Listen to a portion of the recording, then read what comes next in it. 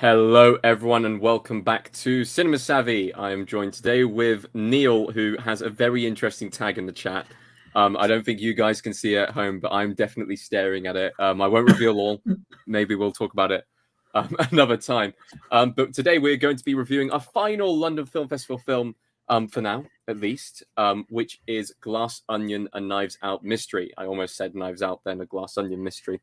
Almost got it completely wrong. How are we doing today, Neel? Good. Excited to talk about film. Although we can't really say much about it, can we? No, we can say some stuff, but not too much stuff. Yes. So for those who aren't aware, this is a spoiler-free review. We're not going to reveal anything at all. And it's very, very difficult when we were just discussing beforehand how we were going to go about doing this. At London Film Festival, just a bit of inside kind of knowledge from the stuff that went on there. When we went to watch it, quite a nice time for a press screening, not too early in the morning as some of them have been. A little man walked out on stage and basically said, you can't say anything about this film, which saying to people who review films, that's very, is like, okay, we're going to have to dart around a lot of stuff here. So we can't, reveal any of the big points, but that's okay. That's fine. We can get around that and we can talk about that. But first, before going into that, please, follow us on all of our socials. So go follow us in all of these various lovely different places, where you will find, all of our videos coming out and stuff like that, going ahead. So please go and do that. So, Neel, let's start off with the first film. The much loved first film. I want to add to that. Yeah. I just want to hear your thoughts on it. I love the first film. The first film is absolutely one of my favorite films. To me, it's a 5-star film, and it's something that 5-star films to me are something I wouldn't change. Everything about it is perfect. The direction, writing, cast, the setting, that house is stunning, and all of the humor is well timed, and it's well written in terms of its plot and its pacing, but also the twists that the first film goes through. It's a brilliant film, and for me, it came out of nowhere because I don't think I knew Rian Johnson was working on the first film at the time, and then I think the trailer came out, and then that was one of the films at the film festival that year. It would have been 2019, I think it would have been. Yeah, it's a brilliant film. So I'm quite glad to see more is coming out of Rian Johnson. Exactly. This was one of my most hyped films for the festival. This was one that was absolutely up there. I was really ecstatic about it being announced. I think it was one of those things where when they did the announcement of all the films, it was something like, Knives Out. Oh, they got the Knives Out sequel. They got the Knives Out sequel. And I mean, I absolutely adore the first film. As the time of recording, actually, I watched a bit of it last night because it was on Film 4. It's still on Netflix. And it's one of those films where every single time I'll go back and watch it and I still enjoy it. And that was down to a couple of different things. It was down to the style of direction. I love the genre as well, which always helps. And just the cast that was involved. They all seem to be having so much fun on it. And if we're going into our initial thoughts on this film, that's exactly what happens with this as well.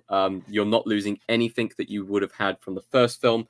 It is a fun mystery kind of solve the case kind of job once again. And it's exactly what you expect. I think one of the first things I said when coming out of the cinema was, yep, we have a franchise now. This is going to continue to go on, and I'm going to absolutely adore it because of that. Yeah, I fully agree. I'm kind of when sequels are normally announced, I'm usually quite apprehensive about them, and I usually don't like them, frankly. A Quiet Place 2 being one of them. I know I'm one of the few people who didn't like it, but whatever. Whereas this one was announced, I was more than happy to see more of this world because it was just done so well. And I think that the character of Benoit Blanc is so brilliant. I need to correct you on one thing, though. Unfortunately, it has been removed from Netflix. Weirdly. No. The first one's been removed. Why? Yeah. I don't know. Why? It's a Netflix film. What? Exactly. Well, it is now. Yeah. I think maybe they're going to ramp it up for when the film comes out. Maybe next month, but we'll see. I think it was Charlie of of this channel who's been seeing regularly on this channel, I think in a couple of videos recently, who tweeted about it, was really annoyed that it wasn't on there because I know she was looking forward to watching it the day before. Dare I say, maybe it was because it was on Film 4 last night. Like, maybe they've got the rights to it now. Who knows? They've got the rights to it for a month, and then yeah, it'll probably go back to Netflix. Just to be able to advertise for it. But that's fine. I'm sure that you'll be able to access it still in other places, maybe in America or something like that. Who knows? But no, you mentioned Daniel Craig and Benoit Blanc. He's such a fascinating and fun character. He's still got his long southern draw that he does from the first film, and in this film, it's like his first character was being held back, and in this film, he really does just go full kind of I know I'm a famous detective kind of thing when solving the case. We can talk a little bit about the plot synopsis for this film because it's very short and very kind of curt. But it's just basically famed Southern detective Benoit Blanc travels to Greece for his latest case. That reveals nothing, absolutely nothing. They have released a trailer, so you do get some kind of things dripped in there and stuff like that. At least we get to see the new supporting cast around Daniel Craig, and it's a list. It's a full-on list. So we'll go through them. We've got Madeline Klein, Jessica Henwick, Kate Hudson, Edward Norton, Catherine Hahn, Ethan Hawke, Janelle Monáe, Dave Bautista, Leslie Odom Jr. It is, and then adding on to that, we'll go into a couple of kind of little fun Easter eggs without really kind of like, revealing anything, but there is a lot of cameos. Yeah. A lot of the cameos are really fun. We debated whether we can talk about some of them or not. A couple of them have been released, so perhaps we can skirt around those. But there's at least one that I can think of that we will absolutely not mention because it's absolutely amazing. The cameos are great, and they announced. Should I say the two names that we talked about? You can. I'm not sure. Let's leave it. Let's leave it. We'll leave it. We'll leave it just to be sure. I don't want Netflix after me. But they'll all be after us, including Benoit Blanc. Yeah. All we can say is, from what we had in the first film, and what we get in this film, we get that amazing kind of cast of supporting actors once again, who all have different motivations and all have different kind of purposes within the story.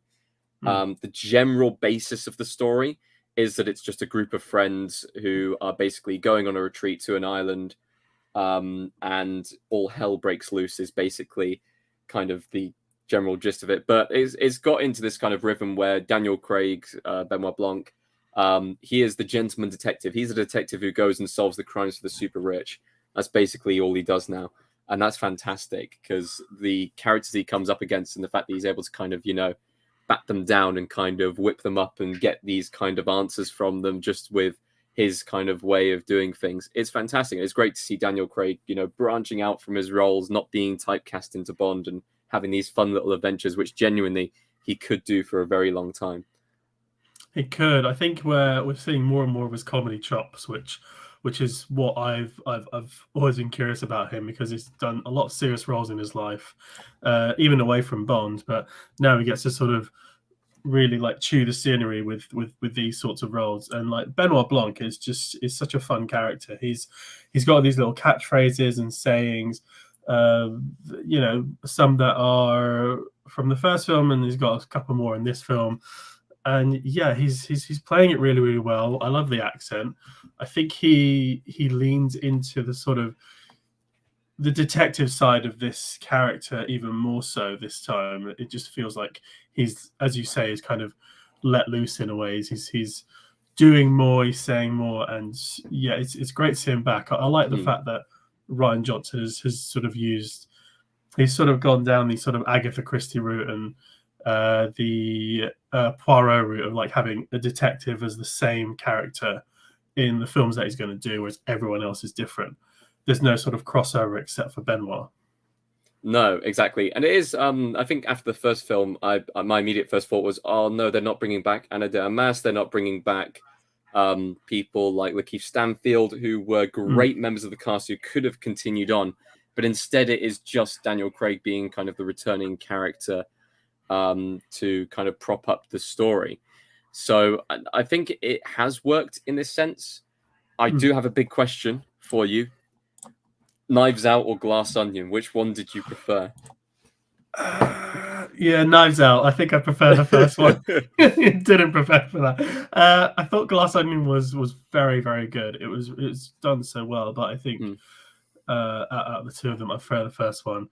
Um, I I think think I just one of the differences, sorry, go at on. least, yeah, I was going to say one of the differences I saw kind of, and this isn't really a spoiler. This is just about kind of story structure. The first film, we pretty much see the crime straight away.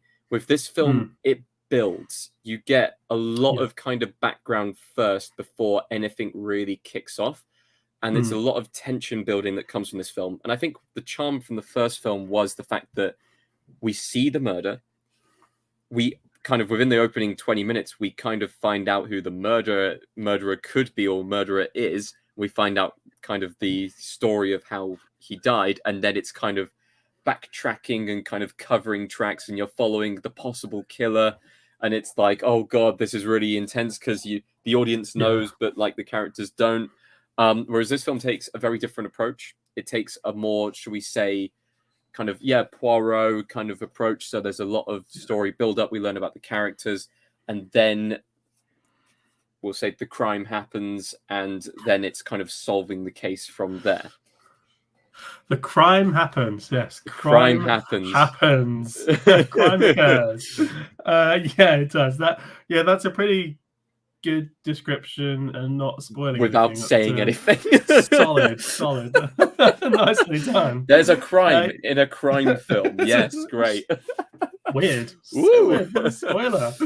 Yeah, the way that the supporting cast are, I think they're very, very good. I think they're all, as you said, they've got their own sort of they've got their own personalities. That they all bring something different to the film, and I think that they're all perfectly cast as well. So we've got like, I think we're not even going to spoil like the types of characters that they are, but the way that they're played is very very good. Like Ed Norton is great in this film. I don't think I've seen him in this sort of role in such a long time. I'm not Mm. sure when he did like a anything that can be considered that light-hearted. I'm not sure. But Kate Hudson's great. Dave Bautista, always enjoy seeing him on screen, and just I mean everyone else is just fantastic. And like I think my favorite character is probably Janelle Monáe, Mm. minus Benoit Blanc, of course, is Yeah. obviously going to be my favorite. But Janelle Monáe is she plays it so well in like a brilliant portrayal of that sort of character. Oh, she was fantastic. I think all of the supporting cast, they definitely get their moments. Yeah, But like it's one of those where kind of from the first film you definitely have a couple of characters who stand out a lot more than others. And for me, the ones you just listed were the ones who really did stand out within the yeah, story and who have kind of, like fantastic, acting scenes and kind of everything that's thrown in it. And yeah, like you said, it's as light-hearted as the first film, and some of the characters have some really comedic moments. Just yeah. like the first film, there are some laugh out loud moments. I think in our screening there was one moment where genuinely like people were laughing, clapping. There was a solid full minute and a half where I couldn't hear some parts of what was happening on screen because everyone was laughing so hard. That's the kind of level you're going in with in this film, and I Mm. genuinely can't wait to be able to see it again. It does have a release date coming out in the UK soon, so it's 23rd of November that it's going to be coming out for. I want to say a few days or a week in cinemas, and then In a it'll be week. out a week, and then it'll be out on Netflix a little bit after then to for people to go and watch, and hopefully Knives Out will be on there as well because I love to see this as a double bill back to back, which would be fantastic. So, going into the final thoughts, quite a short review today because we can't really spoil it. And there's an awful lot that we could say about this, Oh but yes. we're under the strict guidance of that one man who came out on stage and said, please don't. So, we will kind of cut it without the spoilers. We will have a spoiler filled review coming out, which is going to be a lot juicier. Guarantee it's going to be longer than 20 minutes as this review is heading towards. But my final thoughts on this film was it was fantastic. I really enjoyed it. Was it my favorite from the festival? It's tough. It's tough. I mean, I only watched a few films this year at the festival, and I'd say so far my highlight would have been The Whale, but it's a very different film to this. This film made me laugh, whereas The Whale was like, make me cry. kind of, levels of emotions. But I really enjoyed this. I don't think it's quite as good as the first film. But that isn't to say that it isn't a fantastic film and a kind of close cut for a sequel. And well, the first film got nominated for Oscars. It kind of, it gained a lot of traction from that. Do I think this one's going to get in there? I'm not sure. I don't know. It's a very different year this year to be able to get into the Oscars. I think if there's going to be any film that has comedic elements that gets in, it will probably be Everything Everywhere All at Once. They won't gamble on having two films that are kind of quite humorous getting in to the big show, but it might get kind of rewarded for its screenwriting. That for sure could get in there. And there may be a few other categories that I feel like Janelle Monáe could possibly get a nomination for her performance in there. Apart from that, I think it's just a fantastic film. I pretty much agree with everything you said there. I think that whilst I prefer the first one, I did love this one. I really, really enjoyed it, and I was nervous about it coming out, as I said, but it's done so well, and I think it's down to Rian Johnson's direction and writing primarily, and you have that central performance from Daniel Craig as Benoit Blanc, but also alongside Janelle Monáe. Like those two together on screen are very, very good. But yeah, I really enjoyed this film so much more than I was expecting to. Really? Yeah, I was going in thinking, oh, this is gonna be great. Straight away. I kept saying, like, I say that now, but admittedly, throughout the festival, I was saying this is going to be the film of the festival. So, admittedly, my expectations were seemingly high, but underneath, I was just a bit apprehensive. It wasn't quite the film of the festival, I will say that, but I loved it. It was so much fun, really funny, well written. The fact that Rian Johnson is able to come up with these sorts of twists and turns throughout the film, again, when he's already done that in his previous film, is really impressive. Yeah, I loved it, and I cannot wait to see this again and see more. He's definitely not running out of ideas, and this one is a very different, once again, a completely different take on the mystery and crime genre, the whodunit genre in general, taking completely different lead from where it went on the first film, completely different lead from most other whodunits that have come before it. So, of course, not many people in the world have seen Glass Onion yet, but please do comment below if you have any thoughts on it. This could be after you've seen it. This could be, just your thoughts on Knives Out and what you're looking forward to most from this film. No spoilers, please. We will delete those comments immediately and cut you down for doing so until the spoiler-filled review comes out, and then you can chuck all your spoilers on there as much as you want. If you click on that video, and you haven't seen it, that's your fault. Absolutely.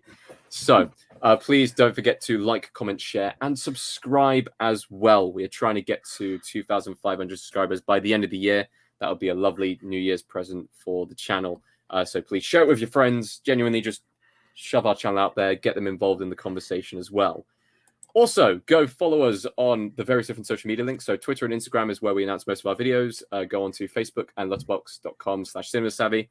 And go click on the link in the description, get something from Redbubble, whether it is a baseball t-shirt or, of course, the Cinema Savvy pillow, which I will continue to advertise every single time I'm on a video. So, Neel, would you like to self-advertise yourself right now as well? Sure. My name's Neel, as you all know. If you don't know that by now, what's wrong with you? Well, I'm looking at a very different name on the screen still. We'll tell them it's Sexy Neel. It's Sexy Neel today. So my Twitter and my Instagram is actually at Neel's Real Deal.